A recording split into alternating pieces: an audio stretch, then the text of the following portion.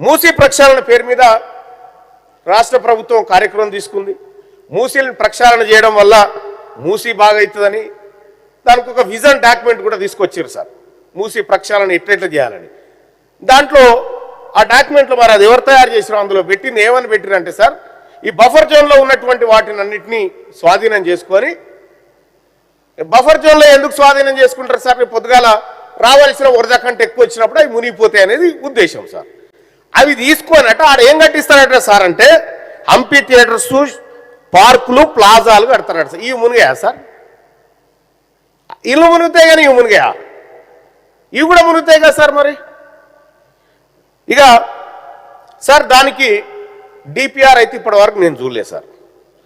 డిపిఆర్కు సంబంధించినటువంటి ఆమోదాలు ఉన్నాయా, పర్యావరణ క్లియరెన్స్లు ఉన్నాయా, నది సహజ ప్రకృతిని సహజ ఆకృతిని డిస్టర్బ్ చేసేటువంటి కార్యక్రమాలు జరుగుతూ ఉన్నాయా, పర్యావరణ క్లియరెన్స్లు ఉన్నాయి, ఇవేమీ లేవు సార్. ఒక ఫేజ్ విడుదల చేసారు, దానికి 6,000 కోట్లు ఏమో పెడుతున్నామని చెప్తా ఉన్నారు సార్. నిజంగా ప్రణాళికబద్ధంగా చేసేది ఉంటే చాలా పకడ్బందీగా అన్ని అనుమతులతో చేయాలి సార్. ఇక్కడ సార్ 2.5 టీఎంసీ లేదో దీనికోసం అంటారు. ఇది ఒక్కసారికైనా లేకపోతే శాశ్వత అలొకేషన్ ఉంటుందా? చేస్తే అడికేలు చేస్తారు సార్. గోదావరా, కృష్ణానా, లేకపోతే ఇంకెక్కడి నుంచారన్నా సార్?